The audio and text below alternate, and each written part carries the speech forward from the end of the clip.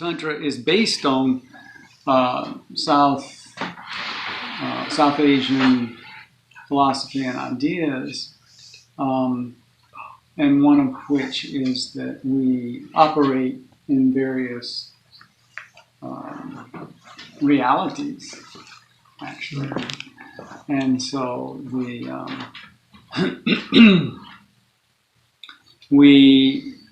and generally we don't recognize that. We just recognize that, well, we're moving in the world and we're doing things, and then we go to sleep at night, and then we get up and we do that again. But what is the sleep about? Mm-hmm. Or the dreams. The dreams. What was that? Well, it was just, some things from the day or something I was worried about, and I have all this. Well, actually, that's not how it's thought about at all in that South Asian tradition. It's assumed that there are realities that we visit in each of those. Mm-hmm. When we're asleep, when we're in dreamless sleep, and when we're awake. And that each of those realities has its own nature, and it is, each of them is a reflection of a part of who we are. So this is not how we function. We're not how we were taught to function as we were growing up. If someone says, "Oh, just be realistic," it means the everyday world that everybody knows about. This is how it is. So, in this Eastern, especially South Asian or Indic schools of thought, we have the three worlds, that we're citizens of three worlds.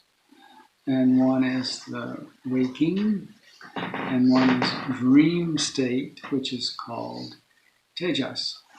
And that is about archetypes and ways of being in the world that are like polar, like if, for example, gender. In that world, gender is a polarity. So there is one pole, but masculine is one end, feminine is at the other end of the pole. But they're not separate. They're just two ends of two modes of being. And time, how we think of time, we think, well, there's only one way to think of time. It's linear, but that's not the only way to live time. In that other world, we live time in cycles. And there's not a timeline like that. There's a timeline that goes like this. And then the dreamless sleep is where there is no time. And there is no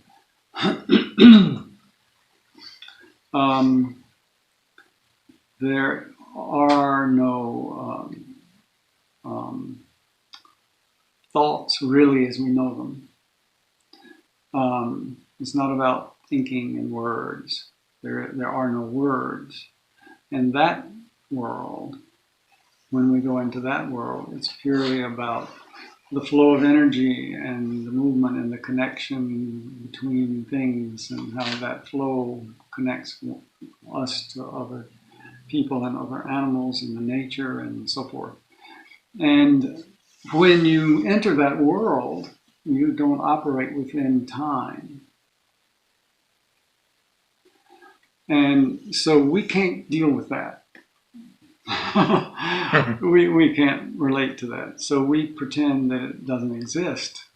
So when we're asleep at night and we go from dreaming down into dreamless sleep, we go into that world. But when we come back in the morning, we don't remember it. Because our minds, as we've constructed them, can't contain that. It can't hold it. It can't grasp it or make sense of it or use it. It can't operate there. So we're missing that part of ourselves. So when we do go there, if you are trained in a way to allow you to go there, and you learn to take those steps, like in meditation, you can begin to step into those other realms. That's the realm where the yogis do things that we consider, impossible. That's where people do healing. You can heal someone who is in a different part of the world. You don't have to have them right here. That's when you really sense the power of nature and what nature is and how we are part of nature and how everything we do reverberates through the whole nexus of living beings, and that we can impact that in ways that would look like miracles. So we, being deprived of that dimension of consciousness or that reality, we live lives that are really rather pedestrian. I mean, there are certain rules you follow in certain ways. You do this and you have to do it this way, and you don't. There's huge realms of feeling and connection that are ignored and denied, and so that creates a certain way of life that isn't very much fun. You could call it life if you had to. Yeah, you have to. You can say it's like a third of life. It's a life, one part of life that we still hang on to a bit.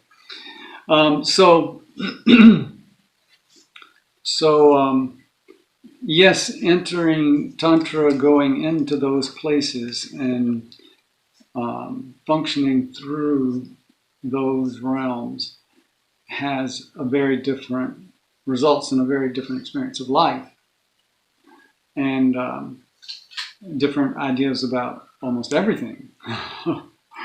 So it's a radical departure for us, and that's why when I teach train Tantra teachers, we have one piece of the training that's called the meltdown module. Because often when people go into Tantra deeply, they have a meltdown because this is too different from their way of thinking and being, and it's like, So we have techniques of grounding them and talking them through that and helping them to not to come back to normal so much as to expand to include that in their constant awareness and be more fully alive. And so this is all in very general terms, but in specifics and experiences, it's powerful. So yes, Tantra can certainly, again, it's not like get rid of or forget, or it's more like put those things we were taught in their place, which is kind of not such a big place over here. And it's like, oh yeah, I was raised to do that, but I see more, and I see more dimensions, and I see more possibilities, and so I'm not limited by that anymore. Mm-hmm.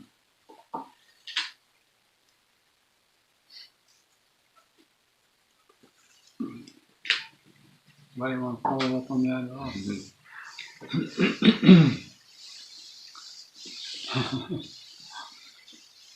I was reading yesterday on a drive that Tantra can be used to release sexual blockages too. It could what? It can be used to release sexual blockages that people have as well, as far as the flow of energy and stuff like that. So can you explain that in more detail? Well, yeah, because that follows on what I was just saying, that if you are aware, if you expand your consciousness enough to be aware of all the subtle energy that's flowing between everything and everyone, then how you experience sexuality is like much richer and more powerful because there are things that you bring into awareness that you weren't doing before. So how you relate to people in the different dimensions of that relationship and the different energy centers in the body that get involved, and what it actually means to be sexually intimate or erotic is the whole definition of it shifts. As that process happens, then sexual hang-ups, so to speak, are kind of outgrown. Like they were due to a very limited view of what sex is about. But as that expands, then that limitation is bypassed or extend beyond that. And then your capacity for relating erotically and sensually is much more extensive. We enter these things without the understanding of the larger picture. So we think that if it's going to help me sexually, it has to be more of what I already know about. But actually, that's not it. It helps me because I discover there's a lot about it I was unaware of. And now I'm doing something that feels different and is different. And so the old patterns are outgrown and fall away. And it's like, well, that isn't even interesting anymore. Because this is this much richer thing that's happening that is, captivated my attention. That's just a general answer. I mean, if it comes to specific issues and so forth, then we could talk some about how those are superseded or how you move beyond a limited view of what it's about. So, for instance, in Tantra we talk quite a bit about gender in the sense of masculine and feminine, or whatever, however you want to think of gender. And we in one of those other realities, gender means something different. And in fact, in the magic, the interconnection of nature, we have both genders. Every person has both genders, masculine and feminine. And in fact, that's clearly represented in the psychophysiology of the brain. That we talk about left brain and right brain. And so we know that we have these two different gears that are related in some fashion to gender. So if I'm in my left hemisphere is more active, then I'm actually more in my right side, because the brain, this part of the brain controls this and this part of the brain. And I'm more in my, quote, masculine mode. But I equally have the right brain and the left side of the body, which are related to what you might call a feminine mode of experiencing and functioning and acting in the world. And so I have both of those capacities. So in Tantra, it's really important to embrace both. And that begins to change a lot about how we understand gender and how we understand connection between people. And the distinctions, for example, that we make about, this person is homosexual, this person is heterosexual, don't begin to mean less because, well, I have a masculine who is going to side, which is going to interact with your masculine side, or maybe with your feminine side, or maybe your feminine side is interacting with my feminine side. So then everybody's everything, really. And that categorization becomes obsolete. And categorization is something that we rely on to feel comfortable. Because if we can categorize things, then we sort of feel more secure. Because we feel like, well, now I get it. I know that this is this and this is this. But don't start acting like you're that, because that will really confuse me and upset me, because you're destroying my categories. And I can't tolerate it. So people get freaked out by that. So that's the whole meltdown thing in the country. When people start losing those comforting, very oversimplified ways of thinking of the world, and those start melting away, then they feel like they're falling apart. And in a way, you are falling apart. And you to get reassembled in a somewhat different way, or to maybe outgrow that way of thinking and experiencing. So yeah, we're in the middle in our training course. We're in the middle of talking about the inner marriage between the masculine and feminine, because in Tantra that is a big theme, that the two need to have a good relationship and not be alienated from each other. And see, our typical pattern in terms of your upbringing is that, okay, well, do you have a penis?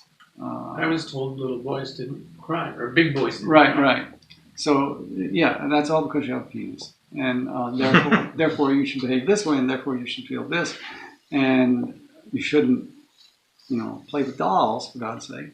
Because you have a penis. Well, I mean, that's sort of strange. Or heaven forbid, play with other people with penises. Right.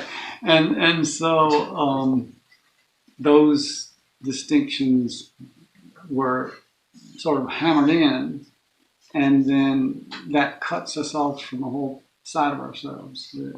It's a great loss. Especially for men, it's a great loss. Those who are raised as male. Because in Tantra, it's understood that the feminine side of any person, male or female, is where resides the power of the person. Because power is Shakti. The Shakti is the term for power. Shakti also is a goddess in the tradition. Well, the goddess is power. But the power resides in the feminine in each of us. But if I'm raised as a man and I'm not supposed to access my feminine, then I don't have access to my power, which means the ability to create, the ability to manifest something in the world. That's power. In the Tantric tradition, that's the meaning of the word power. In the West, the dictionary gives two meanings, the ability to manifest, but also the ability to dominate other people. But that's not what power means in Tantra, because it doesn't have anything to do with forcing other people to do things. That's not an indication of power. In Tantra, that's an indication of violence. Yeah. So we have a very poor distinction in our culture very lack of distinction between power and violence. We did a 3-month course up in New York State on that a couple of years ago. A weekend each month for 3 months on power, just making a distinction between power and violence, because people get confused. So yeah, not having access to that, the other side, whether it's your female body having access to the masculine side, male body having access to the feminine side, that's a huge loss. Everybody's 50% gone, already. That's kind of crippling. So yeah, there's a lot to be explored in that field of gender and relationships and experience and overcoming violence. This is a very violent planet right now, especially this country. I mean, we win the trophy for violence. You know, shooting people in the schools, just shooting people for no reason. I mean, every day. What? No, that couldn't be. Oh, that's happening. And that's because we don't know what violence is, and we don't know what power is. Okay. Anyway. Yeah. Isn't there another aspect to that question, that in Tantra we are developing practices of awareness. Right, of awareness. Of awareness. Yeah. So through meditation, through yoga, through movement, through breath, you're practicing awareness of your body and the systems in your body and the energy in your body. And your thoughts. And your thoughts. And so that's a part of that blockage piece, that you're potentially removing those blockages through those practices. Yeah, I mean, people, you think, well, okay, yoga, meditation, Tantra, so meditation. Well, you sit down and you're quiet, and, you might doze off. You feel more relaxed. That's really helpful. Yeah, great. But it's got a lot more purpose than that. It's about expanding your awareness so that you're not just aware of what's on the TV screen, but you're also aware of all that's happening inside of you and all that's coming from other people toward you, emotionally, feelings, energy, all this. There's so much that our awareness is like this. We need our awareness to be like this. And so these practices actually help us do it. You're doing yoga, well, you're becoming aware of your body. And, I mean, a lot of people don't know they have a body. They just walk around and, and if it stops working, they go to the doctor and say, well, I think you better cut this off, it's not working. And he says, okay, we'll put it on a new one. And, well, that's a going industry, but, it's probably not helping you become more aware of it. Well, it's gone now. And then the body still sends you messages about the missing part. Yeah, it's trying to. Goodbye. And you go, no, I've finished with that. Not anymore. Yeah. So the awareness, and this is half of healing too. Of the healing arts is helping people expand their awareness, self-awareness. Your body can't heal if the self-awareness is missing. It's part of the process. It's a big part of the process. Yeah.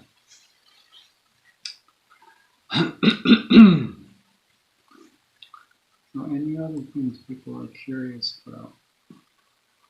Not that we've exhausted that subject. Right? Well, no. So the different therapies that can be used to heal the body: massage, chiropractic, Tantra, whatever else. Homeopathy? Yeah, like I was thinking the other day, we were talking to a friend and it said, like your body can be adjusted chiropractically, but that's only as good as your body remembers the adjustment. If your body can't remember the adjustment, then it's just going to revert back to what it was doing before. Right. And that can sometimes stem from, I would think, emotional stuff that could be keeping the body in a state where even if they got a chiropractic adjustment, it's forgetting it. So, like how I was kind of contemplating how Tantra could help with that as well. Well, and Tantra in the sense that if you don't just adjust the body physically, but you actually input energy into the spine and into the chakras, which is a kind of healing that's done by some chiropractic, like network chiropractic, whereas or sort of like Reiki, you're bringing something from another dimension down into the body, and that that is a kind of remembering that it's in another dimension. And then the body posture and so forth begins to shift, and once the pattern feels good, you're motivated to continue it, and then there's a gradual shifting. But you're right, there's a big problem with reverting. So you have to do something besides just the physical manipulation. You have to do an energy manipulation. And that has to be something that you absorb and integrate into your being, which is going to change the way you think about things, and the way you relate to people, and a lot of things change. Which is a big part of the mindfulness and stuff that you were talking about. And so that the result of that is actually a gradual transformation. And when you're actually transformed, then the change is integrated into your being. And now you're not the same person you used to be. And Tantra can encompass all those processes and help you understand them. Whereas our conventional medical conceptual framework doesn't go that far. It's more about physical, chemical processes, but not about the energetics underlying it, because those are not in the reality that we're accustomed to or familiar with or feel as valid. That, what do you mean subtle energy? That's weird. This is woo-woo stuff. But they occasionally acknowledge them, theoretically all of drug testing, they have to prove it's better than the placebo effect. Yeah. So that's kind of an acknowledgement that there's stuff going on that they don't really know about or quantify. Right. So we need to move beyond the mechanistic kind of ideas about physics and chemistry and so forth into a more updated version. Expand. It's about expansion. But another big piece of that is what we also teach as a big component of Tantra is so that you can have those awarenesses, you are taking care of the vessel. So just like tonight when we were eating, what we were putting in, being conscious of ingredients, being conscious of quantities, being conscious of organic or not. Are we poisoning ourselves? Are we medicating ourselves? Are we inflaming? Are we causing inflammation through what we're eating? All those pieces change our body, cause pain, distract us, distort us, and so then the subtle energy, we don't get it, we don't feel it, we're not connected to it. Right. Yeah. That becomes a limitation. And that's a serious problem, because if we're trying to increase awareness, but the things we're doing to our bodies blunt the awareness and mask the awareness, then we're not getting anywhere. And so that's that. And again, that's a process that's has to be a gradual transformation. That you can't just eat something that you don't want. That's not good either. You have to cultivate the awareness of what tastes good in a different way, and watch how it feels. Watch how you feel after you eat it, and start making that connection. And things you thought tasted good don't taste so good anymore, because you immediately know if I eat this, I'm going to feel horrible. So it doesn't look so appetizing. And gradually you think, I don't want that. Eating at a restaurant becomes far more complicated. It becomes very complicated. Bingo. Like, how can I create what it is that I can eat? Right. Yeah. Right. That's a problem. So with Reiki, it's understood that's energetic. With Tantra, it also has an energetic component, but what's the primary focus of Tantra? Tantra, yeah.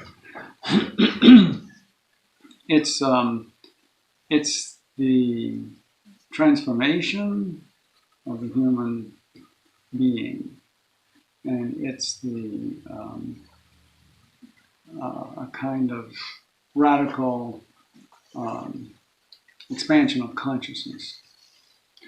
So that if you talk about it in terms of subtle energy, it's moving that Shakti, the power to manifest, to change things, up spine from chakra to chakra until you get to here. And then when you open this chakra, you kind of connect to the universal consciousness, and your awareness is global. And that means all the rules change now because you're not the same kind of being that you were.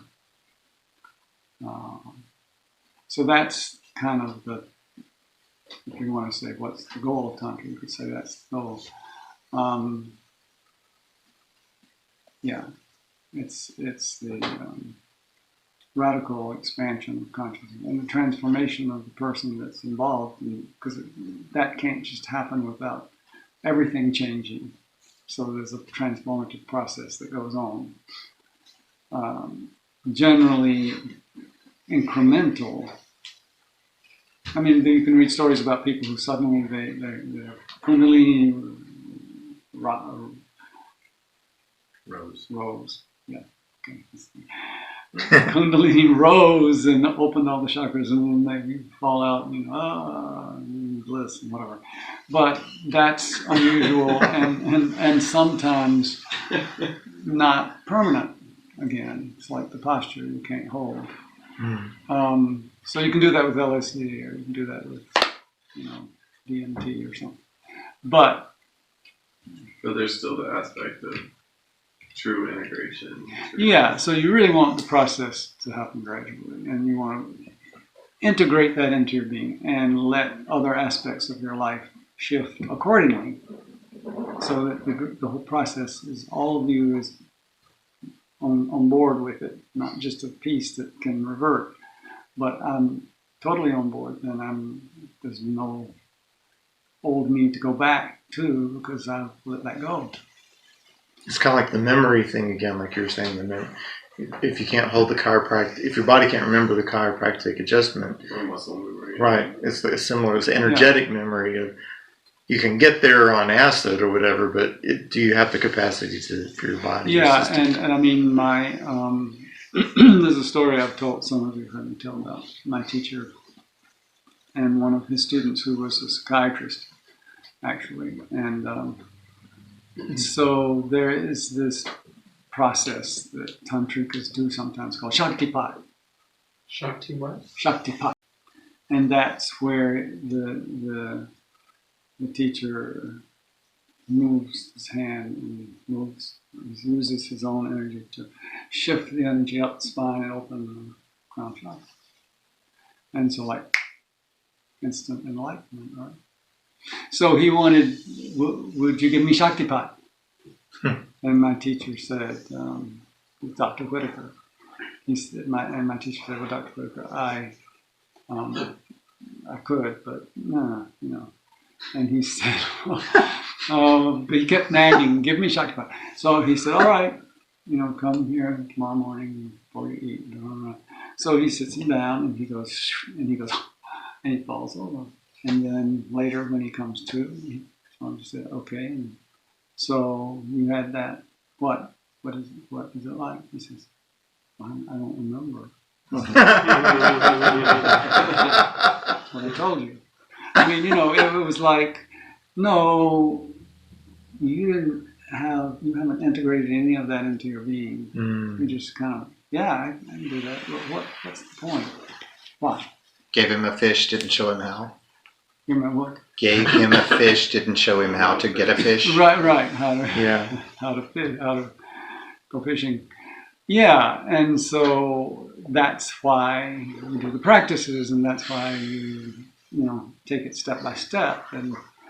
And my teacher used to say, but Americans want instant coffee, instant everything, instant enlightenment. In the long run, it's not. You're not going to be satisfied. It isn't going to work very well. So why do you want to do that? you know, if you were prepared and you've done all this preliminary work, or maybe you were raised in a way that everything is all in line and okay, then maybe you're ready and then it would work. You know? But if you're not, then it's not. And he was Dr. Whitaker's teacher, and so obviously he was still helping him through all those preliminary steps, but he was impatient. So, okay, up here, do it now. What? Well, I don't know what happened. You know, okay. Don't nag me about that anymore. Yeah. But that's the kind of dramatic thing that people like to hear about. You want, you know, well, come back to me, you know. Well, and the process that you described, bringing up the spine, and so it kind of sounds like it's a fast process, Right.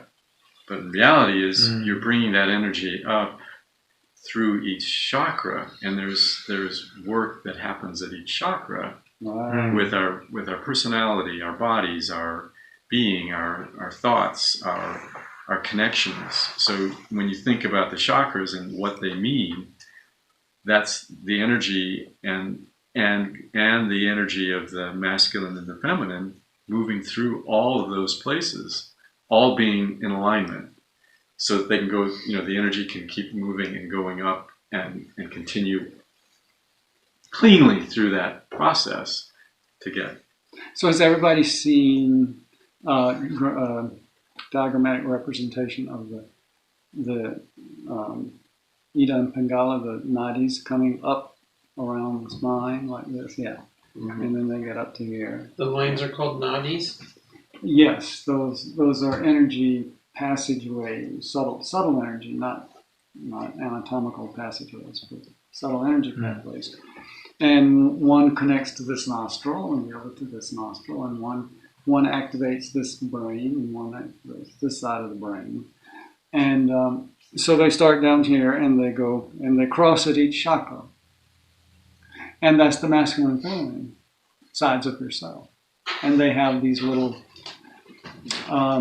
conflicts and difficulties. and at this point it's about power, like who's on top and who's going to make the decisions. And here it's about, emotions and connection and opening the heart. And here it's about, speaking your truth. And each one, they kind of go, like that, and that has to get resolved, right? That has to get resolved, and then they have to reach some harmony about it, and then you go to the next. And then ultimately, when you get here, that's where the inner marriage is consummated, and they actually become one, like a marriage. Some of you heard me say this, but marriage is when the two become one, except they're still two. So that's the mystery of the marriage. The two become one, but they're still two. And that way they begin to function together in a way that is harmonious, and because he, the master, is the descending light of consciousness that illuminates truth, and she is the power manifestation. And then you need both. They have to both be together, and they have to work together, and then the transformation can occur. So it's a process, and it takes time. So you can meditate on. Well, why don't you just close your eyes? Sit as straight as you can comfortably.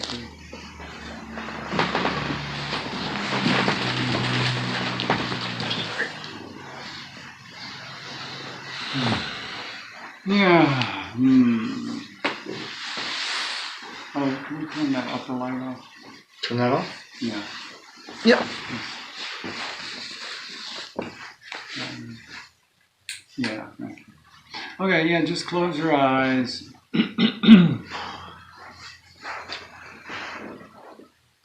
And relax the tension in your body as much as you can in that position.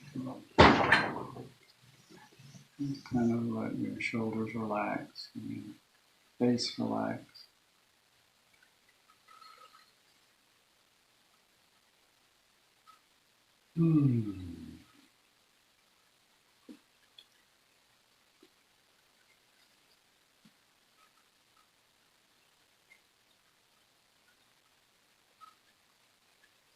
And pay attention to your throat chakra. The center around at your level of your throat, where the thyroid is, and the larynx.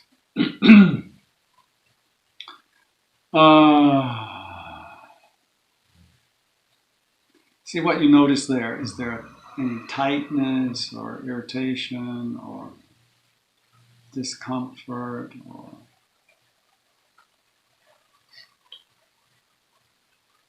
do you sense any color or movement of energy, or just whatever's going on?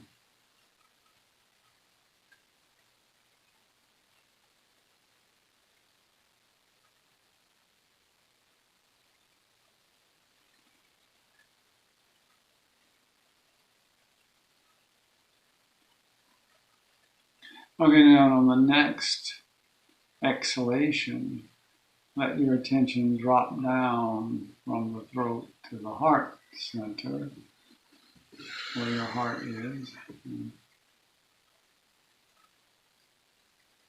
And settle in there for a moment and see if you can notice what's going on there.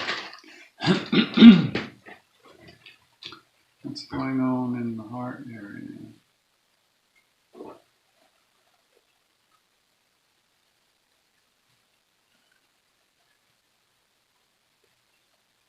Do you feel any streaming of energy, or any pulsation, or any constriction, or any excitement, or what? Just whatever you notice. There's nothing to fix. There's nothing to except be aware. Be aware of the heart center. If your mind wanders away from the heart center, just bring it back.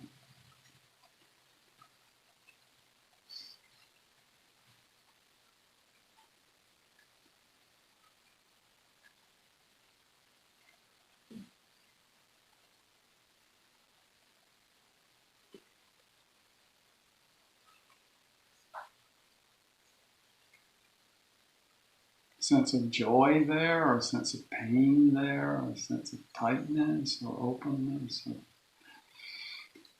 It's very simple and totally free, no cost involved. No donation. and it gradually brings the kind of awareness, expansion of awareness that we're talking about. So this is our inner space. This is who we are inside. And it's like every now and then we should check in and see what's happening in there. Sure. Very important. So it's simple, the practice. This is, you could say this is a kind of meditation. Just very just being aware. Nothing to do really except keep the awareness focused at each point as you go, which is also a powerful practice.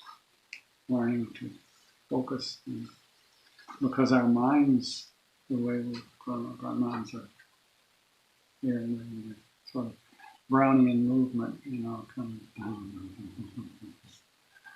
So being able to bring your attention to focus it there. not so easy. But it's a capacity you can increase. You can practice that, and it becomes part of how you function. Life becomes easier, and you can focus your attention and do what you need to do instead of being like this all the time. Get easy doing it. So, any questions about that little practice? Any other things you want to know more about before we go?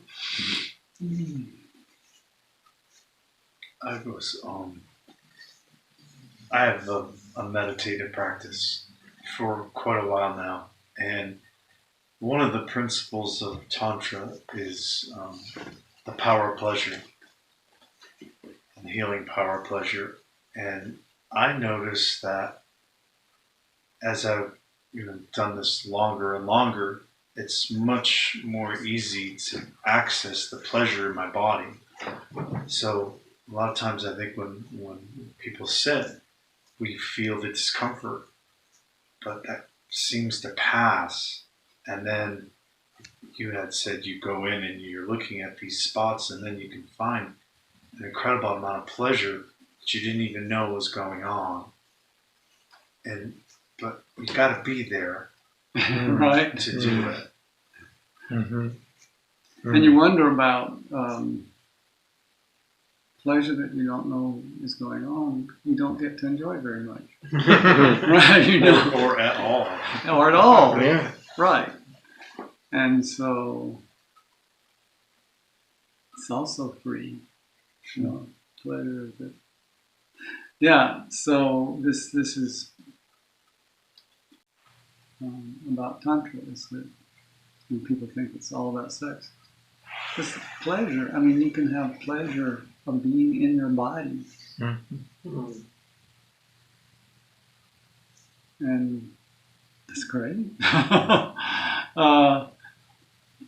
Even though in this world we live in this country, there's such a domination by puritanical thinking. It's like we're not really supposed to be having pleasure down there. My God, what's going on? I hope nobody finds out. So we have to learn to be okay with feeling pleasure, and that's a hurdle for us as well. Maybe not everybody, not uncommon. So a practice. And I like the way you talk about the practice of meditation, because it does take some time to be able to be comfortable sitting. I mean, it can be in a chair, but just to be sitting and be still, because we aren't that. Our bodies aren't. They're often tight and tense and uncomfortable. And so, we don't have much motivation to tune in, because we tune in and find pain. It's like, I don't want to know about that. Mm-hmm. So, because we tune in by pain? And find pain. Tune in. Okay. What we find, or pain brings us to our body. We find when we tune in, we discover that, I don't feel good. That doesn't feel good. I'm uncomfortable. So I better not meditate, because it just makes me miserable. Well, but I was already miserable. I just wasn't really aware. Well, maybe you didn't want to know that you were miserable. But until you can bring awareness into your body, you can't find out what you need to do differently so you're not in pain. So that's all the process, too, that happens gradually as you learn to sit and find the joy in sitting and enjoy that. It should be pleasurable. It can be pleasurable, but it may not be at first, because you haven't practiced, and you haven't opened your awareness enough to learn how to relax the body, and how to position the body, and how to breathe, and all those things come somewhat gradually. But it's worth doing, because it's our birthright to enjoy being in our bodies. That we should do that. You know, I mean, it's our right and our privilege and pleasure. So why not? Well, and even if we're not to the point where even if we're not the mindset that pleasure is bad, it's very easy to disregard it or to dismiss it as, oh, well, that's trivial, or it's unimportant, or I have more important things to do than enjoy something. Yeah, enjoy being in my body. I'm on top of that. Yeah. Yeah. Or be present to a beautiful moment or whatever. Oh, well, that was nice. Okay, but Yeah. now I got to get things done. Yeah, right. I've used pain to inspire me to put my attention on the place that is having the pain. And like I used to, well, for a period of time, I got like little knee pain, and then I read some things, and well, maybe I'm putting tension there, so it was just. I don't have knee pain anymore. I'm not getting younger. Right. No, you're getting wiser. Yeah, that's the process. Bringing awareness and doing it patiently, and gradually things are different, and you're different, and the world is different. Well, that's why we call the principle the healing power. It moves and changes, and you find healing through it. Yeah, and you're healed. Within and without. So it's healing within yourself, but it's also reverberating out beyond you into the world, which needs a lot of healing. And the world needs lots of healing right now. Oh my.